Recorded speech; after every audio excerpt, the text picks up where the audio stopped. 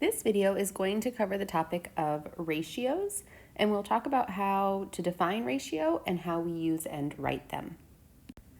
A ratio is a comparison. It compares two or more quantities or numerical values. Let's say, for example, we wanted to see the ratio of our red to blue M&Ms. And we notice that for every 8 red M&Ms, there are 12 blue M&Ms. I can write that ratio 3 ways. In all of them, the number for red comes first. So I could write 8 to 12 with this colon. I could write 8 to 12 with the word 2. And I could write 8 to 12 that way, kind of fraction form. But let me reiterate that the number of red M&Ms came first because it was mentioned first in the ratio, and it must match the order. There are other ways we might read this ratio as well. So let's think about the other ways we could write the ratio of M&Ms. One way you could write this is if you ask or state it in the opposite order. The ratio of blue M&Ms to red M&Ms would be 12 to 8. If I reverse the order, the numbers are in the opposite order as well. I could also ask the ratio of the red M&Ms to the entire batch of M&Ms. And I could say there are 8 red M&Ms out of a total of 20 because there are 20 total M&Ms. Sometimes when we talk about ratios, we write an equivalent ratio or we discuss the equivalent ratios. And those are ratios that represent the same comparison. They might look different, but they represent the same description. And in our M&M example, if I cut my red M&Ms in half, and I cut the amount of blue M&Ms in half, I see that for every 4 red M&Ms, there are 6 blue M&Ms.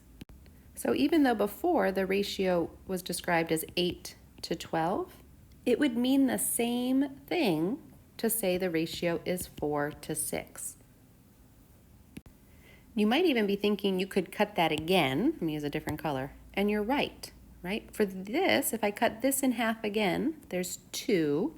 And if I cut this in half again, that's 3. So the ratio would also be equivalent to say for every 2 red M&Ms, there are 3 blue M&Ms. It's sort of like you're simplifying fractions if you think back to your fraction work, right? I know that I can divide 8 by 2 and 12 by 2. So that's equivalent. I could also divide 4 by 2 and 6 by 2, right? So if I'm doing the same thing to both parts of my ratios, the ratio stays equivalent. Remember that the ratio of red to total was 8 to 20 because it was out of the total batch. But an equivalent ratio might be able to let us predict how many there would be if we had a larger batch. So if I doubled my red, and I also doubled my blue, the ratio stays the same, but it would look a little different when we write it as our equivalent ratio. So now I would have 16 red out of a total of 40 if I counted up the entire total. And in this case, what I did was multiply by 2 the values on both sides. So just like on the previous page, when I said I could divide both parts of the ratio to make it equivalent, I can also multiply both parts of the ratio to make it equivalent. Let's try this one. So let's say a pizza shop sells about 150 slices of cheese for every 225 slices of pepperoni in a day. We want to know the ratio of cheese to pepperoni in its most basic form. So as a reminder, cheese comes first. So we would say 150 to the amount of pepperoni. And take a moment and see if you can simplify this ratio. Is there anything you can divide both of these numbers by to make it its more basic form? Take a moment and think. Write it down as you try. You can pause this and unpause it when you're ready. I noticed, for example, both of these numbers can be divided by 5.